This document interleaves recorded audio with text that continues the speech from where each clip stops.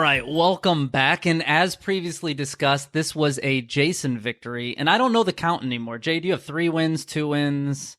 I got 3. You got 3. I have 2. 2. All right, so 3, 2, 1 countdown. Perfect. We won't say who has 1. Mike. No, we won't bring up Mike's name at There's all. no reason to say who has 1. Yeah. Sorry, Mike. But what we can say is, before we can get into Prince of Darkness, I think we need to know what actually happens in the movie. And Jay, there's a penalty for winning, I guess. And let's see if Jason knows what this movie was I am about. curious. I am curious here. So Jay, the next words out of your mouth starts the clock. Okay, so a priest dies, and then Donald Pleasence's priest character goes to this church basement, sees this green goo thing or whatever. He goes and brings this like physics team, and they get involved. They discover that this was from like 7 million years ago. It's some anti-god that put his son Satan into this thing. We meet young Tom Atkins' character in this, which he looked identical to Tom Atkins. I'm just going to throw that out there. Chaos ensues with this goo coming out. 30 seconds. Yeah, you're. Luckily, we're not doing back of the box anymore. But I really wanted to get the young Tom Atkins thing in there. So that was more important You were to me. loving that part. He did look like a young Tom Atkins, and we'll discuss a little bit more of that. But first, let's go to Behind the Scream.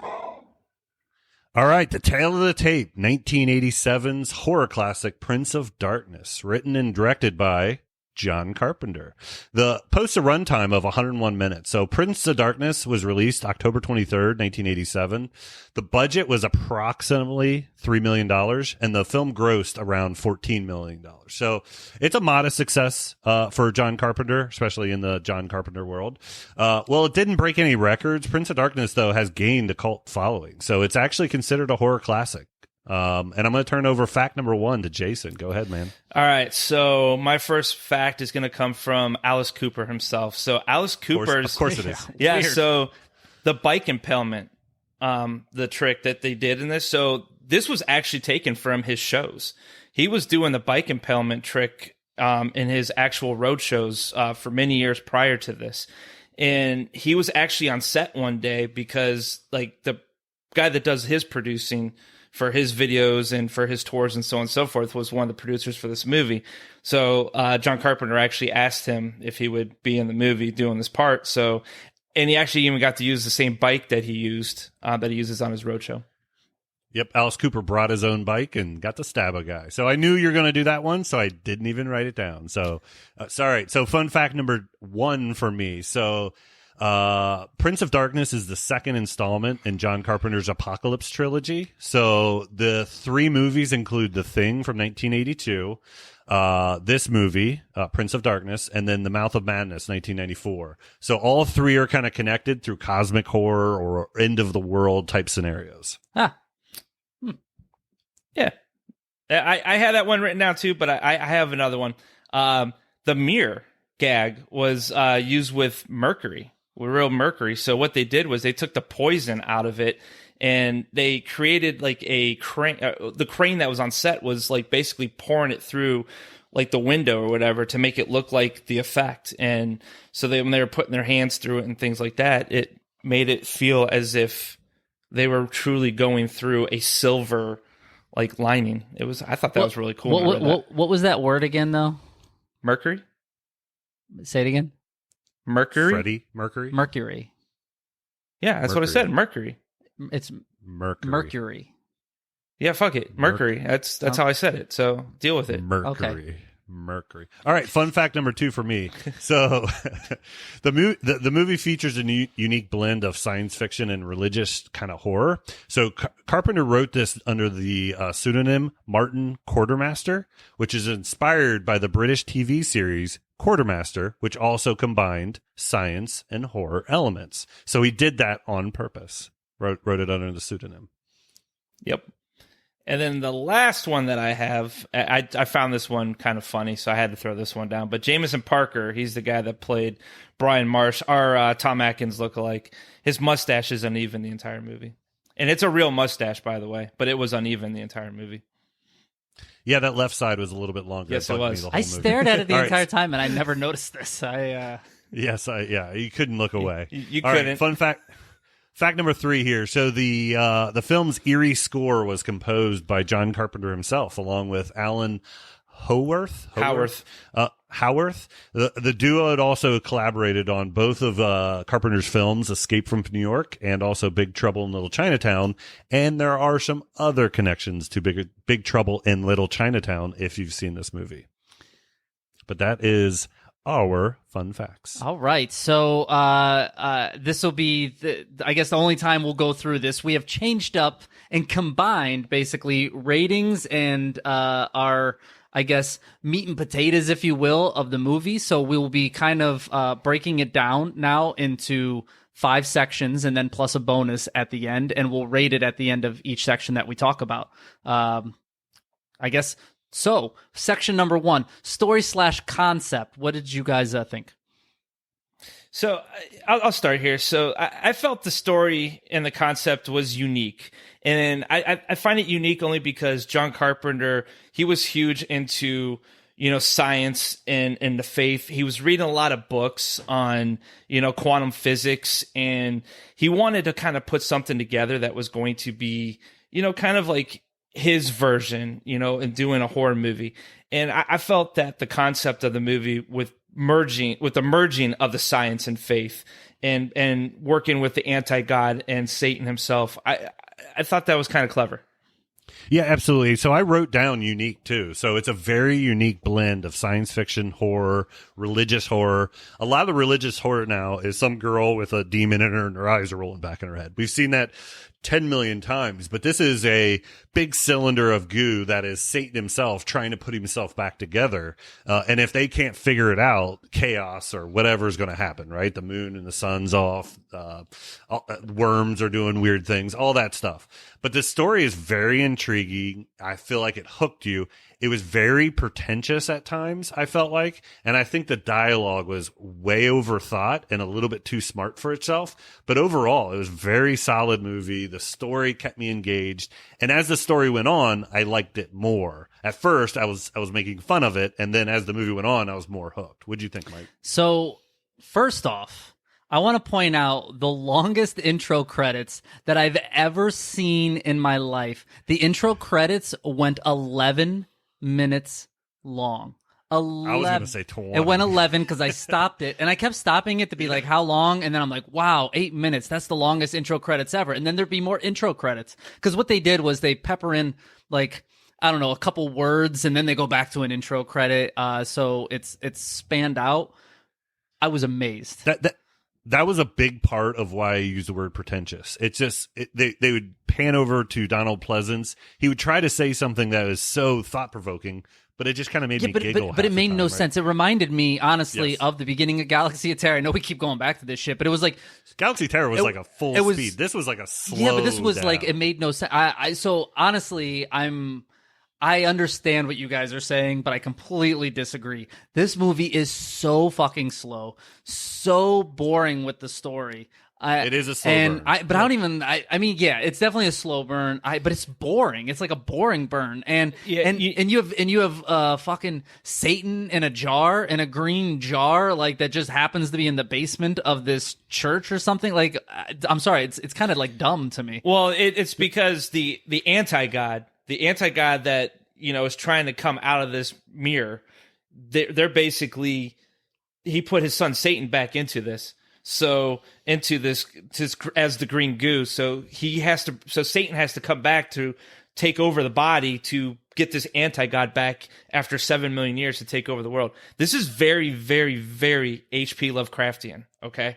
This movie, very, very H.P. Lovecraftian. It's Lovecraftian, but it literally doesn't make that much sense. And I looked up because I was Usually Lovecraftian movies don't make a ton sense. of Yeah. That's the point. who But wants do to you watch agree with me, who wants Kirk? to watch Is a this movie H.P. that- Lovecraftian to you? Of course, it's H.P. Lovecraft, but it doesn't make sense. That doesn't make it okay. Like It does make sense. You just got to be.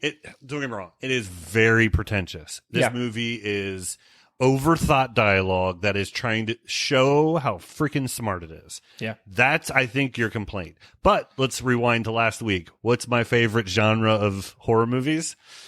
Cosmic H.P. horror, Lovecraftian. H.P. Lovecraftian, that kind of bigger than yourself type horror. Yes. And I feel like this encapsulated that in a small story, right? Because usually if this movie was made today, it would be a global event with generals shooting nuclear bombs, and it would be this big light beam in the sky. And they kept it simple, and it's this weird cylinder of goo that's spinning around, and it's water, which makes sense. If it was going to be this natural beast of evil, it's going to be the element. Right? And I just want to throw real quick in here, too, that this movie was partially inspired by Dario Argento's Inferno. So give that movie a check out, because a lot of this is going with that. But, I mean, So Prince of Darkness. What's your score on it, Jason? I actually rated this a 1.5. I should mention that we're now doing decimal points here. So, Kirk, what's your scoring on this? We're doing half points, points. Yeah. whatever. So I'm a 1.5 as well.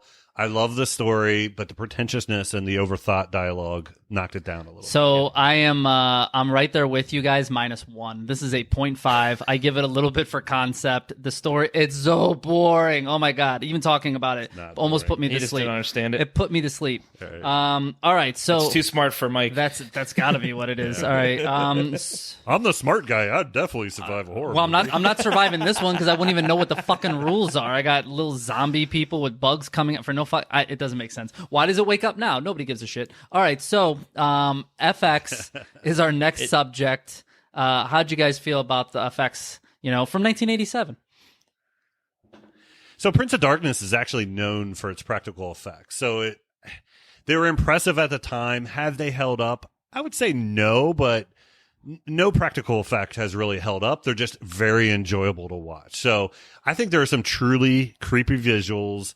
I think the swirling green goo, as corny as you thought it was, it looked cool. And I don't know how they did it, right? There were some very gruesome transformations. There were some possessions. That guy falling apart. I mean, I could tell how they did it, but God bless it. That was freaking cool. So I really enjoyed the special effects. Yeah, and I will say too, when Kelly turns into Satan at the end, when she goes through that transformation, she's the Mark girl. She was the one that she looked like Freddy Krueger's wife at the end. Yeah, I think her whole transformation from when she was laying in the bed and all the green goo was just going in her, and then she her stomach was pumping up because she's having basically that Satan. stuff was cool. It's just the whole transformation. I thought that was absolutely wonderful. As well as the claw that was coming through the mirror at the very end, through the mercury mirror. When she actually, I thought that was cool how she used her left hand too to pull it out, because I know in the Bible that was a thing with using your left hand. So The left hand's in the Bible. I didn't even know that. So well, I got for 2 points for for that. something. Yeah. I got 2 points. I'm going to kick over to Mike. So one, I thought her actual look of her looked pretty shitty. It looked like little pieces of flesh, stuck to her and her all gooey. And the actress didn't do a great job. And then the hand that she was pulling out was like this little rubberized hand. Those are the ones I have kind of a complaint. That's what kind of knocked it down for me. But overall, I liked it. Mike? No, honestly, horror subjective, right? I thought the effects hold up. I thought the green spinny looking thing, I mean, it did not look cheesy at all to me, and I think that would have been the cheesiest. That could easily been so the easy. cheesiest. Jay, you talked about the green water slime, whatever's flowing out the face. I thought that looked awesome.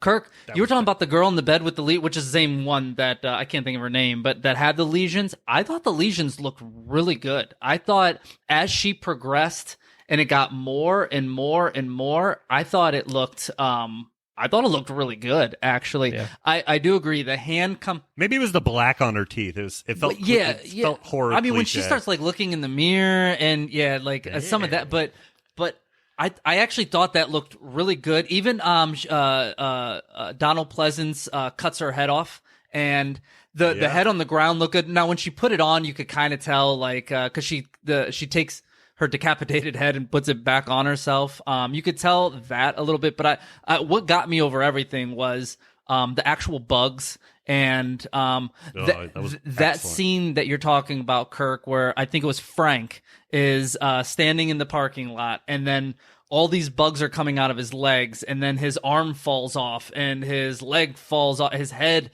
like. So that good. looked great to me. To be honest with you, I thought all the effects looked very good. What about the worms going up the window instead of going down the window? You remember that scene when she was looking out? She's like, what's going on here? And the worms were actually going up the window. I thought that was a really cool effect too. I would take the assumption they just turned the camera upside down. Well, that's like when they had the green stuff on the ceiling. In my head I already knew that it was the floor. Like you could tell, but it didn't matter. Like it. But that's what they had to do in it. This is 1987. It looked fine to me. I mean, so still a cool effect. What would you? So let's get into ratings here on this one. So Kirk, what do you give it? There is a whole bunch to like here. What you said was absolutely correct.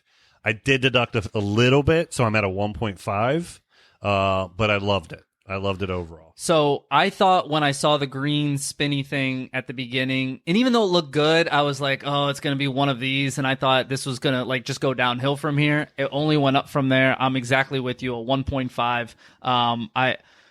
Very good effects, especially for 1987. Jay, what do you got? I'm going to mimic the both of you. 1.5 for me as well. I thought the effects in this movie were pretty legit.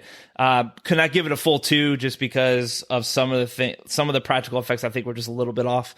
But 1.5. The rubber hand that she was pulling out of. Yeah.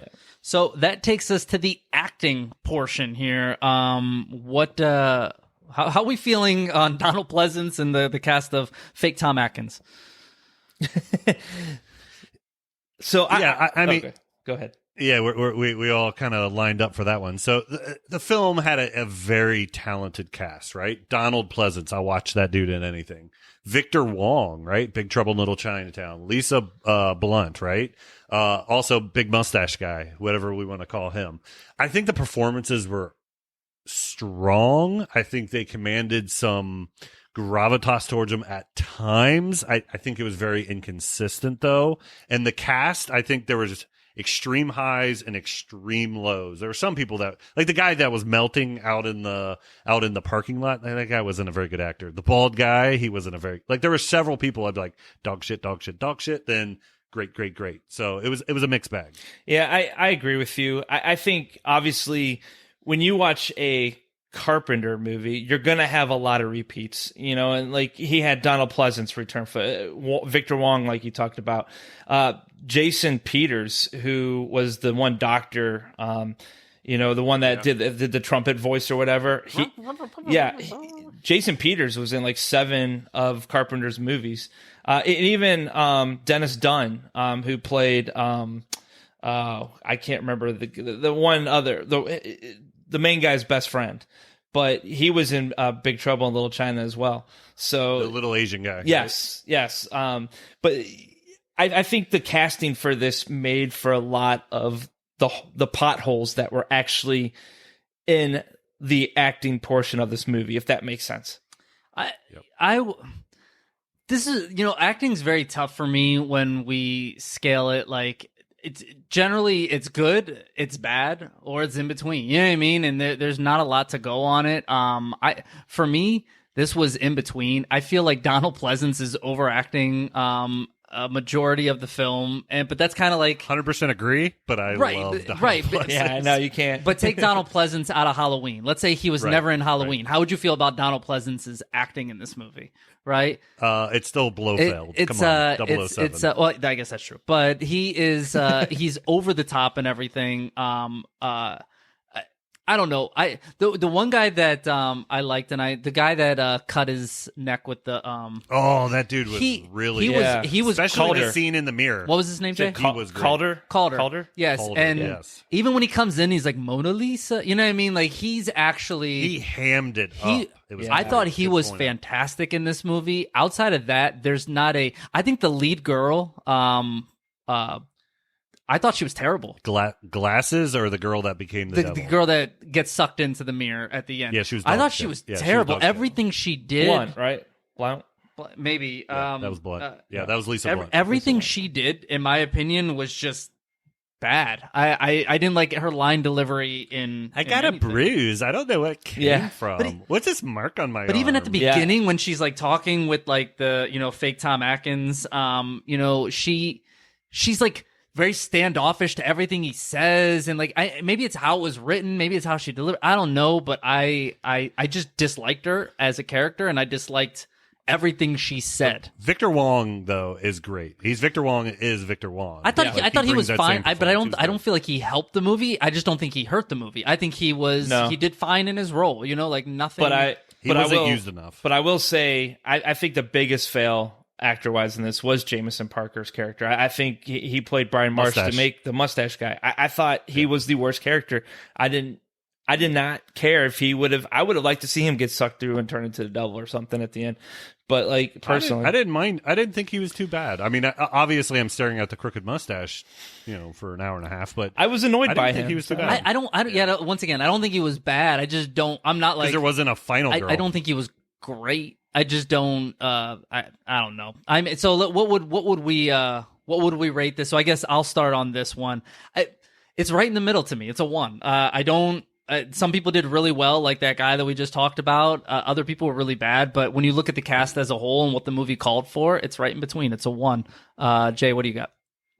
So I am at a 1 as well, and that's basically because of the casting. And I did love Alice Cooper. So, Kirk. Ditto. Well, easy enough on acting. So it takes. I mean, everything you guys said was right. So, scare/creep factor in here. What are we thinking here, Jay? You know what? For this particular category, I really didn't have too much written down. I will just say off of watching the movie, I didn't really find it too scary. There were maybe a few creepy things with it. Like I think the bugs were kind of creepy. I think the way the concept of the story, it kind of made things a little creepy. And I wrote this down, and maybe this is a debate, but could this actually happen? Like not to an essence, but like the I don't think a Gatorade's turning into the devil. No. I'm not talking about I'm not talking about like the way they did the canister and things like that in the movie, but the battle between heaven and hell. I mean, you just got to think about these things out. Like, I think about that all the time. So, watching these movies. I know you're laughing at me right now, but hey. That is the funniest, like, if we were watching a slasher and you're like, oh, well, this could happen. I mean, but the fact that this fucking... This was the one he picked, the Lovecraftian cosmic horror. I don't even know what this movie... But the devil could take any shape. I don't even know what this movie's fully about. And you're like, it could happen. Like, what could fucking happen? I don't even know what happens in this movie half the time. I know exactly what this movie's about. Not by your... The primordial goo turned on. Satan is in an object that's in the bottom of a but I am not church. talking about like the goo. I'm just saying like I get what you're saying. Yeah. I'm picking up what you're putting down. Thank you. So my thing with this scare/creep. So it's definitely a slow burn horror, right? It relies more on atmosphere and tension. You do get 1 or 2 jump scares, but they're pretty dog shit. The film's soundtrack is excellent and eerie at the same time. It's got that unsettling visuals, like that guy melting, and it builds throughout the movie. So it's not a movie that's really going to scare you. It definitely creeps you out. But it's more atmospheric, right? You have to like these cosmic, religious, Lovecraftian horrors, and you'll probably so like for scare creep factor for me, I find bugs disgusting. I love to watch every documentary on bugs and stuff. I just want to know what I'm dealing with out there. I thought you can hang out with my 3-year-old. There's you guys would have a good time. We can go dig in the backyard. But the scene where Frank is like the bugs are all around his feet, and then he looks up and you see in the wood, not the woods, like the back of the parking lot, whatever the fuck it is, all the people like lined up just staring at him.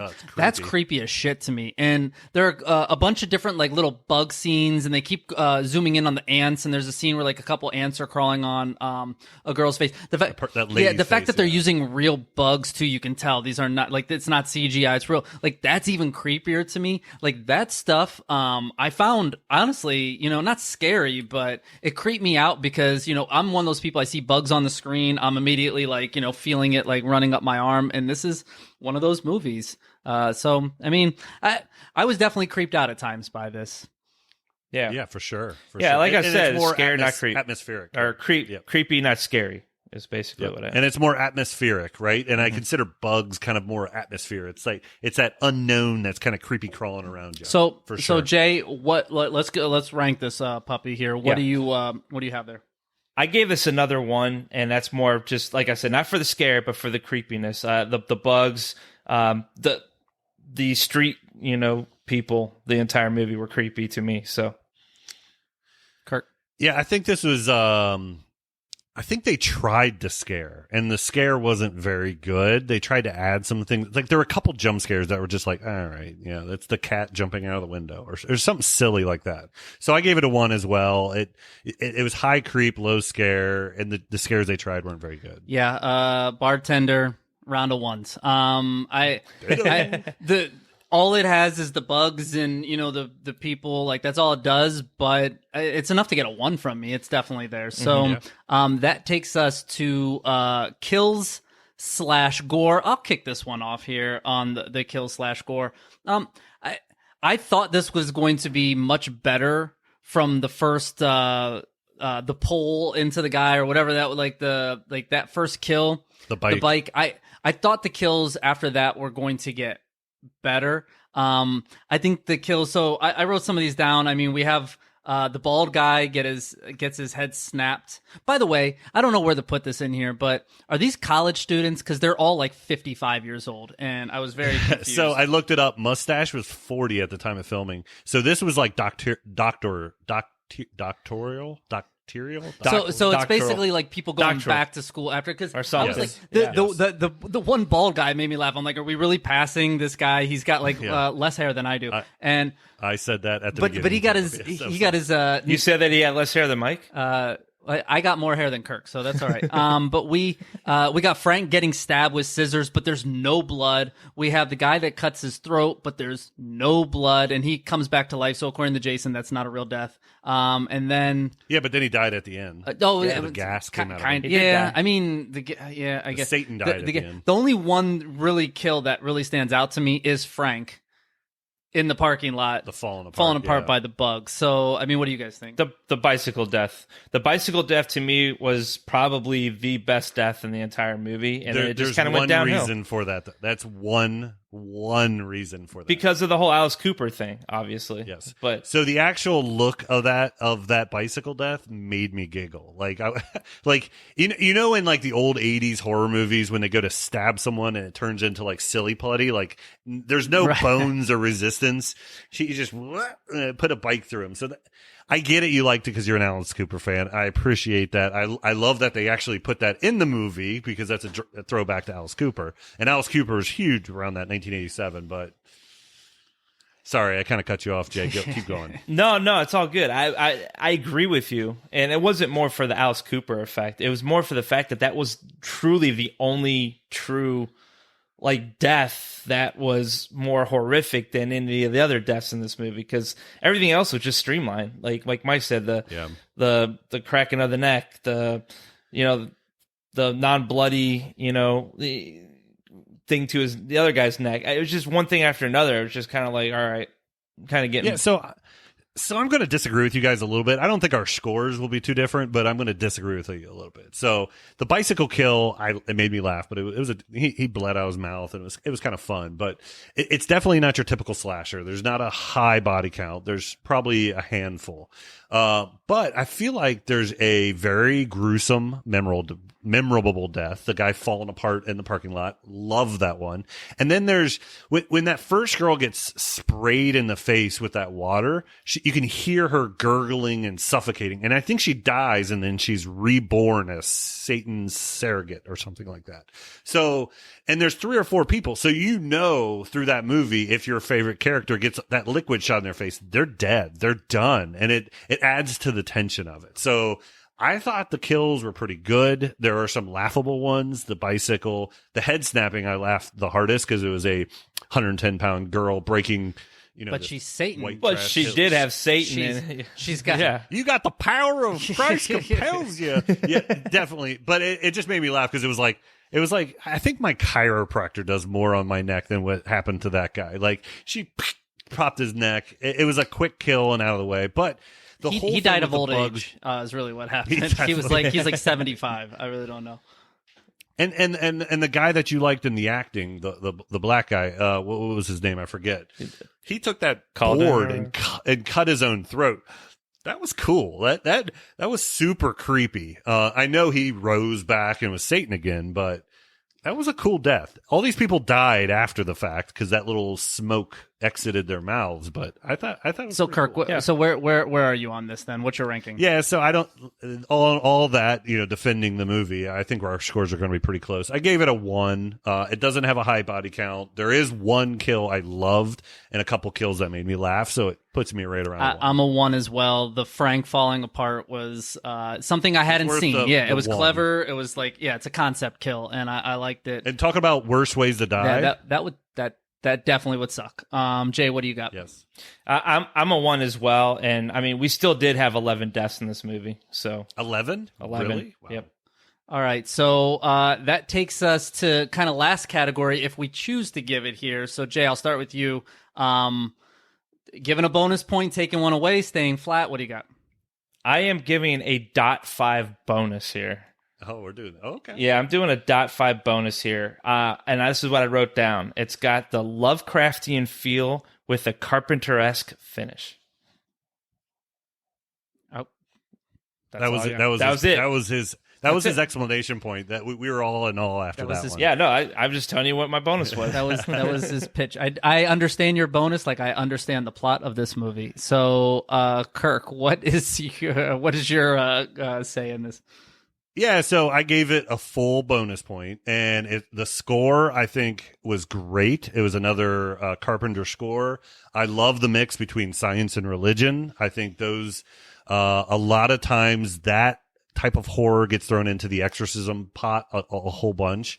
It kept me kind of engaged, and it kept adding layers of depth to the story. The math, the numbers, I found interesting. The translating it's just all these little interesting parts that kept me hooked through the whole movie. So I gave it a full bonus point. So I'm subtracting a bonus point from this movie, and I'm subtracting it based off the dialogue. I thought the dialogue was written in crayon or something. I don't know. And I actually looked up who wrote it, and I was upset to find out that John Carpenter wrote it. But either it was so over my head and trying to be overcomplicated and too smart, like you were talking, Kirk, or I believe Frank's words in the parking lot. There's a point where he goes, "That's just caca." And then they go back to him like 10 seconds later, and he goes, "Just caca." And I was like, who the fuck wrote these words? It is so bad at times. So for me, I subtract a full bonus point based off of dialogue. Although I will say the score, I dig the score. I thought it was good. It's John Carpenter. Kirk, I will say that Mike would not survive this horror movie. I don't think. Well, I'm not letting somebody squirt into my mouth. I can tell you that much shit. So. I don't think they were let. They didn't stop them. They didn't stop them. I felt like every time they showed somebody, they like had their mouth wide open to get squirted into, which is a whole different type of movie. So quick note on the bonus. I was almost going to go to a 0 or -1 just for the simple fact of when the Asian guy is in one room and that girl is in the other room, and he's like, dig through the walls. But he doesn't dig? How long he doesn't dig one. And he goes, how long do you think it's going to take? And they're like, 2 hours. I'm like, what the fuck type of wall takes 2 hours but to they get but through? they also they dug through. They have a tool. They dug through part of the wall like in like 8 seconds, and then they go, it's going to take hours. And I'm like, you just dug through the wall in a second. And then it pissed me off at the end where he wants to get over there and he starts digging and he gets right through the wall in 5 seconds. I'm like, why weren't you helping? You're the one that needs over. They don't need you in there. In fact, you being over there is better for them. But anyways, so our final scores as I have them, we have 3 different scores this week. So Kirk, you come in the highest at a 7. Jason, you are not far behind at a 6.5, and I am dog shit apparently coming in at a 4, which is honestly how I feel about them. It's how I feel about the movie. I won't go in anymore, but we're all over the place on this one. Cosmic horror is my jam. It led to this score. It's Carpenter too. Yeah, it's Carpenter, which almost hurt the movie a little bit because Mike wasn't wrong. Like the writing of this was so pretentious and trying to seem so smart that I felt like it hurt the movie. Yeah, and if I'm not mistaken, I think John Carpenter just went back to horror. Like, didn't he do Last Starfighter and Big Trouble in Little China before this? Last Starfighter was Nick Castle. Mm-hmm. Or Starman. I'm sorry. Yeah, Starman. Yeah, I'm sorry, Starman. Well, I think that puts a nice little bow on the Prince of Darkness, which, I mean, even the name of the movie I don't think matches the movie. But anyways, that's just... Prince of Darkness. Prince of Darkness is Satan. Kinda, but it wasn't Satan. It was, I don't know what it was. Like... Oh yeah, and I probably gave it a bonus point because I have the poster with John. Listen, Carpenter's that's cool as shit. That is true. I forgot about that. That's cool. That's cool as shit. I'm not a huge fan of the movie, but that was just me. If you average us all out, we're probably somewhere around a 6, which is right in Jason's territory. So, for a 1980s movie. But with that said, now let's look ahead to next week and take a ride on the Devil's Wheel.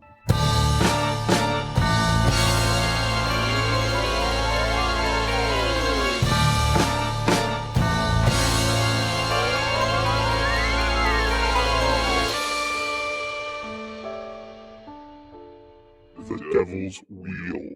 All right, so for our Devil's Wheel portion of events, this isn't changing. So we're each taking 3 movies. We put it on the wheel. We spin it. Whatever it lands on, that is what we're going to review next week. But before we can spin it, we need to know what's on it. Jay, you get to kick us off because you won last week, and you are the only one that had to make a change. So what are your 3? Yeah, so sticking with 2 of them here, I got the fan request for Butcher here from 1990, Frankenhooker. We're sticking with 1988's The Blob, and I'm actually going to put on a movie this week, and I'm still staying in the 80s and 1986. I've never seen this movie, and I've always wanted to see this, so fuck it. I figure we can review this together. It's called Bad Taste. Hopefully it doesn't leave that in the mouth. I'll go. I don't know. I've never seen it. I've got a feeling. I'll go next because my 3. I should change these up because they're not doing so well. But I'm keeping. I think you should. I think I should. Yeah, but Tyler's fan request here: Pool Party Massacre from 2020 something. Creep and The Trip are my 3 movies. Kirk, what are yours? Yep. So Event Horizon from Elliot. You say that every week, like I mean, it's when it has been a long time since we spun the Devil's Wheel. It's been like 3-4 weeks. Yep. Dead Alive from Peter Jackson, and then Runaway is my 3rd one there. All right. So are all 3 of yours in the 80s too? Is that? No, Event Horizon's 90s, Dead Alive's 90s. I think as well. Well, Jason's got one in the 90s. 80s. So is it 80s? Yeah, Dead Alive is 80s. Right. Google that real quick. Well, you Google it while I am. Spin that wheel. All right, so Jason, you got 3 wins. Kirk 2. I am. Nope. It is 92. It is 92. My bad. Yeah, I thought it was. I am very excited over this. I did not win, which means one of you 2 did. But I've always wanted. It's not Jason. I wanted to see this movie. I can't ain't believe. me, then. I can't believe I've never. Nope. I can't believe I've never seen it. Dead Alive. Hey, we were Oh, just yeah. talking about it. That's funny. Dead Alive. I've always wanted to see this movie, and I've held off because Jason had it on the wheel for a while, and then Kirk, you joined, and now you have it on the wheel. So now I'm going to get a chance to watch. So what year was Dead Alive then? 1992. All right. So Quick fun fact. I'll give a quick fun fact about a different movie about Dead Alive. So The Frighteners, which is a Michael J. Fox movie, was originally going to be titled Dead Alive, but Peter Jackson directed both movies, wrote and directed both movies, and he didn't want it to sound too much alike, so he changed it to The Frighteners. Which this movie's also called Brain Dead, too. So in case you're having a hard time finding Dead Alive, Mike, it was also called Brain Dead. That I know. Yeah. But all right, so 7 days on the clock. We'll reconvene, same bat time, same bat channel, and we will talk all things Dead Alive. So, guys, that is the end of our new concept show. For all our listeners out there, let us know your thoughts. We got some good feedback from our Part in the Tear episode that we made it kind of a primary plot in here, but that also opens up. Not only can you give us movies, but go ahead, throw us some questions out there that you would want to hear us, I guess, bicker over. And there's a multitude of ways to do that. Debate. And Elliot will immediately take yours because I keep screwing up and forgetting your name, so I owe you. Yeah, I mean, you can make Dead Alive. You can make Event Horizon win. I mean, that was. I'm trying. I try harder. Damn it. It's the oh please So there's a multitude of ways that you can talk to us. So we have our email address mvjhorrorcast@yahoo.com, but also we're available mvjhorror on Twitter, on Facebook, on Instagram, and you can hit us up email on any of those as well. And Kirk is running our MVJ Horror channel.